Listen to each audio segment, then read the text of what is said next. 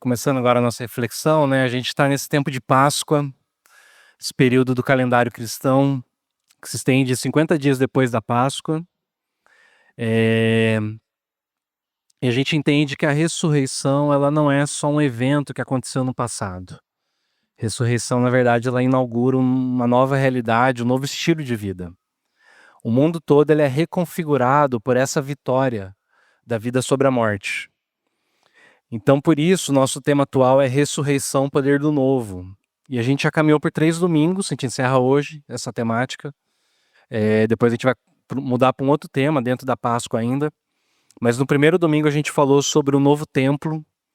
A gente viu que a ressurreição, ela mostra pra gente que com a ressurreição, o lugar do encontro com Deus não é mais um prédio. São pessoas reunidas em volta desse Cristo ressurreto, esse Cristo vivo, né. Então mais do que esse espaço aqui que a gente gosta dele e tal, né, mas quando a gente está junto, isso é ser igreja, isso é estar dentro do templo, né. Depois a gente refletiu sobre como que a ressurreição oferece pra gente uma nova visão de mundo.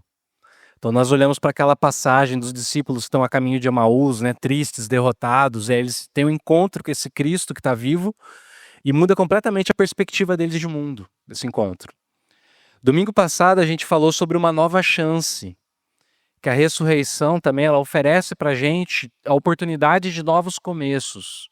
Então a gente viu o texto onde o Cristo ressurreto, ele se encontra com Pedro, que havia traído ele, que havia negado ele, e aí Jesus, ele, como um terapeuta, né, a gente viu isso, ele faz Pedro reviver o trauma dele, mas de tal forma que Jesus, ele cura Pedro, e ele envia Pedro para a missão, né. E hoje, então, eu quero conversar com vocês, encerrando essa série, sobre uma nova família. Porque o Cristo que ressuscita, ele não volta só para consolar os seus. Na verdade, ele volta para reunir os seus. E para formar um novo povo, para formar um novo tipo de família. Uma comunidade onde os vínculos não são determinados só pelo sangue ou pela etnia, mas por fé, por cuidado e por graça. Então isso influencia não apenas a nossa noção de fraternidade, mas até a noção de maternidade. Eu trago esse tema hoje exatamente por conta do Dia das Mães, né? E na verdade isso então é uma reflexão muito importante porque, vamos ser sinceros, a gente vive uma crise hoje em dia em torno dessa temática da maternidade, né? Hoje a gente vive uma profunda confusão sobre o que é ser mãe, o que é ser mulher, o que é ser família, né? Então esse tempo que a gente chama de moderno, ele virou um campo de batalha entre discursos e ideologias que pressionam, culpabilizam, isolam as mulheres e desorientam os homens também. E eu sei, né, que talvez trazer até uma mãe para falar hoje, como a gente fez o ano passado nós trouxemos 4 mães em 4 domingos, né, do mês. Talvez fosse interessante. Mas hoje eu decidi falar a partir do meu lugar de fala, né. E qual que é o meu lugar de fala? É o filho. Filho de uma mãe que viveu essas mudanças que aconteceram nos últimos tempos, né, da maternidade. Então, por exemplo, eu sou um filho que não tenho lembranças da minha mãe cozinhando um bolo pra gente. Minha mãe nunca cozinhou bolo. Não lembro da minha mãe costurando uma roupa pra gente, né. Por quê? Porque minha mãe, ela não era essa mãe típica, né, que cozinhava, que, sei lá, costurava, que cuidava das coisas da casa. Minha mãe era contadora, ela tinha um escritório e ela não deixou a carreira dela por conta da maternidade, né. E embora ela fosse essa mulher talvez até meio moderna, ela estava meio que nessa transição, assim, e como é que fala? Trazendo ainda muito do passado, então ela era uma mãe muito rígida, né. Essa mãe que ela não tinha a crise que as mães modernas hoje têm, por exemplo, de bater, né, a cinta em casa cantava e cantava bonito, né. Assim, a fala da minha mãe era aquela assim, ó: "Mãe, tirei um 10". Ela olhava pra gente e falava assim: "Você não fez mais que sua obrigação, você só estuda". Né. Era a frase da minha mãe, né. Então ela viveu essa transição. E é bem provável que algumas, né, de vocês mães viveram isso e talvez vocês são filhos também viveram isso, né, com as suas mães. E o que eu observo hoje, então, é que assim, a gente tem, sei lá, um monte de visão que concorre. Então, desde a trade wife, né? Conhece esse termo, trade wife? É a esposa tradicional, né? Então, assim, é aquela mulher que ela é mãe de muitos filhos, 5, 7, 8 filhos, tem uma carreira muito bem sucedida, e acaba virando uma influenciadora digital. Você sempre vê ela cozinhando, você sempre vê ela costurando, tá sempre bonita, feliz. Você nunca vê essa mãe cansada, né? Mas a gente também nunca vê que às vezes por detrás, né, tipo, disso tudo, tem a ajuda invisível ali de um monte de babá, de empregadas, porque, vamos ser sinceros, né? É meio impossível, sei lá, você tem uma carreira maravilhosa, um monte de filho, às vezes educa os filhos em casa, né? Não manda pra escola, e é um modelo inalcançável para a maioria das mulheres. Mas tá ficando cada vez mais forte. Aí do outro lado a gente tem a visão mais progressista, né? Muito influenciada pelo feminismo. E aqui, né? Eu tomo muito cuidado, vou fazer igual a Dona Ivone Lara, né? Alguém me avisou para pisar nesse chão devagarinho, então é com cuidado que eu piso nesse chão. Por quê? Eu tenho escutado muitos podcasts, né? De mulheres feministas, e eu achei interessante alguns dos últimos que eu estava ouvindo, que, assim, tem essa valorização, né, da mãe, da mulher, puxando muito pro lado dessa coisa assim do sagrado feminino. E acaba quase que endeusando essa mãe, né? Ela vira, não sei, uma coisa assim, né? Essa coisa essa mulher que ela ela é quase endeusada por conta da maternidade, que é essa coisa muito orgânica, muito instintiva, visceral, né? Sacrificial. E aí, o que eu observei, né, ouvindo essas mulheres, é que teve uma hora que eu vi até um conflito, porque à medida que elas valorizam muito esse aspecto físico, biológico, ancestral da maternidade, elas geram uma tensão interna por conta do próprio discurso progressista das mulheres trans, por exemplo, que não vão gerar um filho nunca. E aí você vê que a coisa fica meio complicada ali. Entre essas tensões, tá a mulher que nunca teve filhos, ou por escolha, ou por circunstâncias, que muitas vezes é julgada, né, pela sociedade, porque ela não teve filhos, principalmente se essa mulher se declarar uma feliz mãe de pet. Aí ela é super julgada. E é lógico que a gente tem também a mãe comum, que não é nem musa do Instagram e nem símbolo de movimento político. É a mãe da vida real, né, que tá exausta, cheia de culpa, duvidando de si mesma, suportando muita dor no corpo. Ela ama, mas se sente sozinha, é forte, mas tá cansada. Então, gente, só para ilustrar o momento que a gente vive, né? Diante de tudo isso, a pergunta que eu faço é: será que tem um novo jeito de ser família? Será que tem um jeito da gente conjugar tudo isso e a gente conseguir trazer um pouco de saúde, né? Saúde até emocional, espiritual. Eh, Será que tem um espaço onde você pode cuidar e ser cuidado, ou cuidar e ser cuidada, mesmo que a sua história familiar seja quebrada? Então, pensando nisso, a gente vai refletir agora na palavra. Hoje eu vou fazer um pouquinho diferente. Geralmente eu trago um texto bíblico e aí a gente medita em cima desse texto bíblico, mas hoje eu vou pincelar vários textos do evangelho, dos evangelhos principalmente, e a gente vai meditar então a partir da palavra. Então para isso a gente vai orar antes, pedir para Deus iluminar nossa mente, nosso coração. Vamos orar? Baixe sua cabeça. Pai, eu te agradeço, a Deus, por esse momento. E eu peço que o Senhor agora ilumine, ó Pai, a leitura da palavra, ilumine a exposição dela. Que o Senhor fale conosco, ó Deus, que o Senhor possa trazer clareza para os nossos corações, para a nossa alma, para que a gente possa, ó Deus, para que possamos, ó Pai, sermos edificados, ó Pai, nessa nova família que o Senhor está construindo, ó Pai. E que assim o Teu Espírito Santo, ó Deus, possa curar feridas, possa sarar, ó Pai, os traumas, ó Deus, as mágoas que a gente tem no nosso passado, e que assim nós possamos ser essa comunidade, ó Pai, uma comunidade saudável, uma comunidade que não é perfeita, ó Pai, mas que caminha a partir da orientação, ó Deus, que a gente recebe da Tua palavra. A gente crê que as escrituras são a sua palavra, Deus, e que elas falam conosco. Então fala com a gente nessa manhã, em nome de Jesus. Amém. Gente, Jesus nasceu numa família, teve mãe, teve pai, teve irmãos e irmãs. A gente lê isso lá em Marcos, o primeiro texto nosso, Marcos 6,3, que diz: por acaso ele não é o carpinteiro, filho de Maria? Não é irmão de Tiago, José, Judas e Simão? As suas irmãs não moram aqui? Jesus vive numa cultura onde a família era o centro da identidade. Alguém que já morou em cidade pequena? Eu morei um tempo em Assis, né? Muito engraçado. Quando eu mudei para Assis era mais ou menos assim. Às vezes eu chegava a conhecer alguém, a pessoa perguntava assim para mim, principalmente o pessoal mais velho, falava assim: mas você é filho de quem? Né? Porque na cidade pequena, a família é o centro da identidade. E Jesus vivia nessa cultura. Nazaré era uma cidade minúscula, né? E a gente vê exatamente isso nesse texto. Só que é interessante que ao longo do seu ministério, ele começa a relativizar esses vínculos. É importante perceber o seguinte, ele não destrói os vínculos, mas ele reposiciona esses vínculos. Então a gente lê, por exemplo, lá em Lucas, né, 8, do 19 ao 21. Vamos ler esse texto? Lucas 8, do 19 ao 21. A mãe e os irmãos de Jesus vieram até o lugar onde ele estava, mas por causa da multidão não conseguiam chegar perto dele.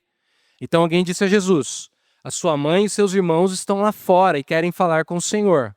Mas Jesus disse a todos: minha mãe e meus irmãos são aqueles que ouvem a mensagem de Deus e a praticam. Aí um pouco mais para frente, no Evangelho de Lucas, Jesus fala algo parecido, lá em Lucas 11, 27 e 28. Quando Jesus acabou de dizer isso, uma mulher que estava no meio da multidão gritou para ele: como é feliz a mulher que pôs o Senhor no mundo e o amamentou. Mas Jesus respondeu: mais felizes são aqueles que ouvem a mensagem de Deus e obedecem a ela. Gente, esses textos são revolucionários. Por quê? Vamos lá, Jesus está dentro de uma casa, cercado de discípulos. Sua mãe e seus irmãos querem falar com ele. Em Marcos, a gente lê, inclusive, que os irmãos, né, de Jesus achavam que ele estava ficando louco. E aí eles queriam prender Jesus, mandar ele para o hospício, né? Mas ele diz: minha família agora são os que ouvem e praticam a palavra de Deus. E aí uma mulher elogia Maria, mãe de Jesus, e Jesus não nega que ela é bem-aventurada, que ela é feliz, mas ele relativiza até o vínculo materno, dizendo que mais felizes são aqueles que ouvem a mensagem e a obedecem. E isso é escandaloso para aquela cultura. Vocês conseguem se mencionar, mas mensurar, né? Mas é escandaloso. Porque era uma cultura extremamente ligada aos vínculos, né, de parentesco, até hoje, né, gente? Vocês conhecem algum judeu, né? Mas judeu só casa com judeu. É aquela coisa assim, o vínculo, né, de família é muito, muito forte. E até assim, tem uma mudança, né, depois que Jesus morre. Eu não sabia isso, eu ouvi de um rabino, né, explicando o seguinte: quando no ano 70 os romanos destruíram Jerusalém, destruíram o templo, eles entraram, né, destruíram a cidade e eles violentaram muitas mulheres. E as mulheres ficaram grávidas dos soldados romanos. E aí a comunidade teve uma crise. O que fazer com essas crianças? Que iam nascer filhos de uma violência, né? E aí os rabinos tomaram uma decisão. Não sei se você sabe disso. A partir do ano 70, você é judeu por conta de você ser filho de uma mãe judia. E não mais por conta do pai. Porque aquelas crianças precisavam ser cuidadas. Então o lastro é a mãe. Porque eles não sabiam quem eram os pais daquelas crianças. E eles mudam a lei. Só que talvez até só conseguiram fazer isso, talvez, eu penso, por conta do cristianismo que já existia. Porque Jesus é esse rabino, né, que começa a estabelecer um novo critério de parentesco, que é maior, que é mais inclusivo do que os laços de sangue. A obediência à palavra nos coloca dentro de uma nova casa. Se levarmos em conta que as pessoas que seguiam Jesus, elas eram atraídas por ele, isso significa que uma nova lógica familiar vem a partir de Jesus. Porque quem eram as pessoas que eram atraídas por Jesus? Era o rejeitado, o desprezado, o abandonado, aquele que foi afastado, estigmatizado, marginalizado. E aí Jesus está falando o seguinte: todo mundo que ouve essa mensagem, que entende o que eu estou fazendo e que vive a partir dela, que vive a partir da graça, esse é meu irmão, minha irmã, minha mãe. Né? Essa pessoa, independentemente do seu passado, ela ganha um lar, ganha vínculos de amor, ganha afetos. É uma coisa maravilhosa. Você ganha afetos e ganha afetos bons e maus. Por quê? Quando a gente entra nessa família que Jesus está construindo, a gente ganha carinho, afirmação, perdão, que são afetos bons, né? Mas você também ganha um monte de ódio, de inveja, de ciúmes, que está tudo presente dentro da igreja. E que está presente em qualquer família. Para pensar nisso? Ou tua família é perfeita? Não tem ciúmes, não tem inveja, não tem briga, não tem competição. Né? Porque viver em família é experimentar tudo isso. Então você ganha uma nova identidade, um novo significado, uma nova história. E isso tem sido reconhecido até mesmo pelos ambientes seculares, que é mais interessante. Esses dias eu vi um vídeo do Luiz Felipe Pondé, né, dando uma entrevista numa rede de televisão. E aí um cara começa a perguntar a ele, questionar, e o Pondé faz uma defesa sociológica da igreja. Mas ele diz algo muito interessante. Eu vou ler aqui o que o Pondé diz. Ele fala assim, ó: você entra numa igreja dessas e você ganha relações. Você deixa de ser terrivelmente invisível, como a maior parte de nós somos. De repente, alguém te arruma um emprego. Você passa a trabalhar com o irmão do bairro. Você tem programa no final de semana. Os filhos começam a namorar. Se estabelece uma rede de relações. Isso é profundamente liberal no sentido econômico. Ou seja, mesmo fora do discurso religioso, o impacto social e efetivo das igrejas é evidente. Gente invisível começa a se tornar vista, gente solitária encontra irmãos, né, relacionamento, gente quebrada começa a se reconstruir. Até o Pondé fala também, né, das vezes as mulheres que procuram primeiro as igrejas, aí o marido bebia, o cara de repente começa a descobrir que tem um monte de gente orando por ele, começa a mudar de vida. Um outro pensador, que é o Julian Speyer, ele é um sociólogo também, ele escreveu um livro chamado O Povo de Deus, Quem são os evangélicos e por que eles importam. A história dele é muito interessante. Ele foi para a Bahia, um dos lugares mais pobres de Salvador. Ele ia fazer uma pesquisa, só que o que aconteceu? Eu nem lembro qual que era o motivo da pesquisa dele, mas não tinha nada a ver com a igreja. Só que ele estava num lugar muito perigoso. E aí alguém mandou um recado para ele, falou assim, ó, o pessoal falou que se você continuar andando por aí fazendo pergunta, você não vai ficar muito tempo aqui não. E aí ele fica meio apavorado, ele liga pro orientador dele em São Paulo, né, ele é da USP. E aí o cara fala assim, cara, teve algum lugar que você teve abertura? Porque ele ia pra tudo quanto é canto, né, pra tentar fazer contato com as pessoas. E o único lugar que ele foi recebido foi nas igrejas. E aí ele começa a pesquisar as igrejas evangélicas. Ele não era nem crentes, cara, não era nada. E aí ele observando as igrejas, ele escreve esse livro muito interessante, onde ele mostra o impacto das igrejas na vida das pessoas. Uma análise sociológica.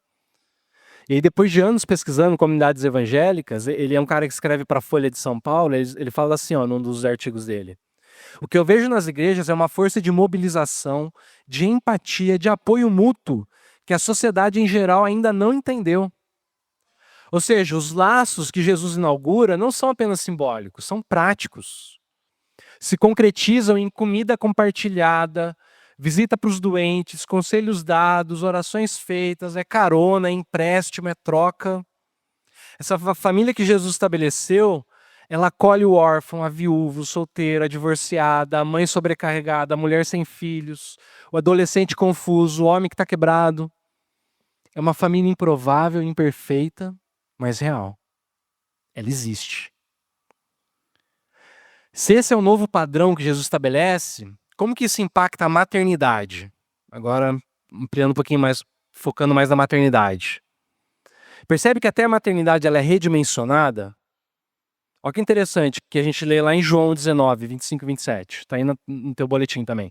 João 19, 25 e 27 diz assim: perto da cruz de Jesus estavam a sua mãe e a irmã dela, e Maria, esposa de Clopas, e também Maria Madalena. Quando Jesus viu a sua mãe e perto dela o discípulo que ele amava, disse a ela, o discípulo que ele amava era João, tá? Este é o seu filho. Em seguida disse a ele, esta é a sua mãe. E esse discípulo levou a mãe de Jesus para morar dali em diante na casa dele. Olha que interessante. Na cruz, Jesus prestes a morrer, o sangue escorrendo, a dor insuportável, quase nos últimos suspiros dele, o que ele faz? Ele dá um jeito de cuidar da mãe dele. De criar um vínculo. E é interessante quando a gente pensa o seguinte, mas Jesus tinha outros irmãos, não tinha? Te leu aqui, ele era irmão de Tiago, de Judas, de José, de Simão. Por que então que Jesus entrega Maria aos cuidados de João? A resposta está no próprio Evangelho de João. Lá em João 7,5 a gente lê o seguinte, que nem os seus irmãos criam nele. Naquele momento, os irmãos de Jesus de sangue não criam nele. E eles não estão presentes nesse momento, já percebeu? Eles não estão na crucificação. Nem para apoiar Maria. Maria que estava vivendo, né, a dor indizível de perder um filho executado de uma maneira brutal nas mãos de um Estado totalitário, um Estado autoritário. Nem nessa hora os irmãos de Jesus estão ali para apoiar a mãe deles. Mas João está presente. É João que age como filho. João não é filho por genética, né? Mas ele é filho pela presença, pela fidelidade, pelo amor. Naquela hora, o sangue que escorre na cruz é menos determinante do que o amor que une João e Maria. Então Jesus, ele está fundando uma coisa nova, essa família que não depende do DNA, né? Mas que, por conta do evangelho, ela se torna concreta a partir do cuidado. Percebe? A cruz se torna o ventre de um novo tipo de família. Uma nova possibilidade de lar, de casa. É por isso que Jesus fala lá em Marcos 10, 28 e 30. Mais um texto. Aí Pedro disse, veja, nós deixamos tudo e seguimos o Senhor. Jesus respondeu, eu afirmo a vocês que isso é verdade. Aquele que por causa de mim, do Evangelho, deixar casa, irmãos, irmãs, mãe, pai, filhos ou terras, receberá muito mais ainda nessa vida. Receberá 100 vezes mais casas, irmãos, irmãs, mães, filhos, terra e também perseguições. E no futuro receberá a vida eterna.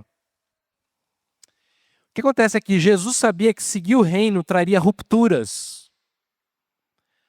Eu quero fazer uma crítica aqui à igreja evangélica que eu cresci, uma crítica amorosa, né? Mas talvez você também tenha crescido numa igreja assim. Porque a igreja evangélica que a gente cresceu era uma igreja que ela causou muita ruptura desnecessária. Por conta do ativismo, por conta do excesso de programação, que acabava afastando as pessoas dos vínculos familiares que elas tinham fora da igreja. Tanto é que hoje a gente tenta fazer diferente, a gente tenta ser uma igreja mais simples, para que você não se afaste da tua família, que não é crente, que não é cristã, seus amigos que não estão aqui na igreja. Mas, mesmo assim, mesmo a gente tomando todo esse cuidado, algumas rupturas são inevitáveis. Porque nem todos acompanham esse processo de transformação. Tem familiares que vão se afastar de você. Tem relacionamentos que vão se desfazer. Tem amizades que não vão mais ter sentido. Seguir Jesus custa. E ele sabia disso. Então o que ele oferece pra gente? Ele dá pra gente a igreja onde você tem novas casas, novas mães, novos irmãos, novas irmãs. É por isso que Paulo pode dizer lá em Romanos 16, 13. Mais um texto, acho que é o último. Ele fala assim, ó. Mando saudações a Rufo, trabalhador que tem se destacado no serviço do Senhor, e a mãe dele, que sempre me tratou como filho. Olha que bonito. A mãe dele que sempre me tratou como filho. Você consegue imaginar isso?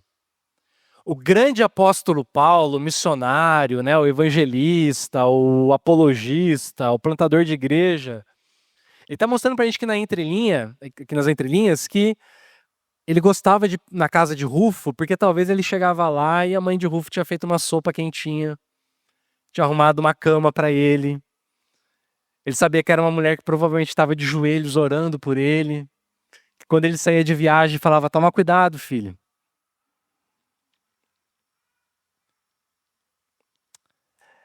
Engraçado, né? É por causa disso que, quando a minha mãe faleceu ano passado, de uma maneira inesperada, no velório dela, eu disse exatamente isso. Eu falei assim: eu não me sinto órfão. Porque ao longo da minha história na igreja, eu sempre tive um monte de mãe. Um monte de mãe que cuidou de mim. E um monte de mãe que eu tenho o privilégio de cuidar e tive o privilégio de cuidar. E isso só é possível por causa do evangelho. Porque todo ser humano deseja pertencer. Mas os nossos vínculos são frágeis. As famílias se rompem, as amizades se perdem. No fundo, todos nós carregamos o medo de ficarmos sozinhos. Jesus conhece esse medo. Na cruz, ele assumiu o abandono que era teu, para que você nunca mais precisasse ter medo de se sentir sozinho. Jesus foi separado da família para que você fosse incluído na família de Deus. Jesus morreu como um filho rejeitado para que você pudesse saber que você é um filho, você é uma filha que vai ser sempre aceito por Deus. Então ele assumiu a nossa solidão para nos dar um novo lar. Não é um lar perfeito, não, mas é um lar real. São pessoas imperfeitas, pessoas perdoadas, pessoas reunidas pelo amor. Então em Jesus, quem crê é adotado por Deus, incluído nessa nova família. Tenha certeza disso. Nunca vai te faltar uma mãe, um pai, um irmão, uma irmã para caminhar com você, se você fizer parte da igreja. Você entra nessa casa não por mérito, você entra pela graça. E se Jesus deu para você essa nova casa, com esses vínculos, você tem a responsabilidade de cultivar esse lugar. Porque ninguém pode viver o evangelho sozinho, ninguém pode ser cuidado, né, por um conceito abstrato. A gente precisa de gente. Gente de carne e osso, gente que cuida e que se deixa ser cuidada. Então estou encerrando, né? Que tipo de comunidade que a gente quer ser? Eu sonho que nós sejamos uma comunidade onde filhos e filhas que não têm mãe, ou cuja referência materna foi marcada por dor, por ausência, possam encontrar aqui na nossa comunidade mulheres, principalmente mulheres mais velhas, com experiência, com carinho, com amor, que acolham a gente, sabe? Que cuidem, que orem por nós, que, entendeu? Desse colo que a gente precisa às vezes. A gente pode ser uma comunidade onde as mulheres que desejam ser mãe e não podem, ou por conta da infertilidade, ou por conta das circunstâncias da vida, possam também participar dessa maternidade de outras crianças, que vão ser filhos espirituais, sabe? Que vão... Então, mulheres que sejam conselheiras, professoras, cuidadoras. Porque esse dom de gerar vida vai além do biológico. Uma comunidade onde mulheres que são mães possam encontrar um apoio real. Um ambiente onde vocês não sejam julgadas, mas fortalecidas. Onde você que é mãe possa compartilhar os seus medos, suas culpas, suas vitórias. Orar umas pelas outras, rir juntas, se corrigir umas às outras, sabe? Celebrar mutuamente. Uma comunidade onde mulheres que não querem ser mães também sejam acolhidas sem desconfiança, sem estigma, sem redução.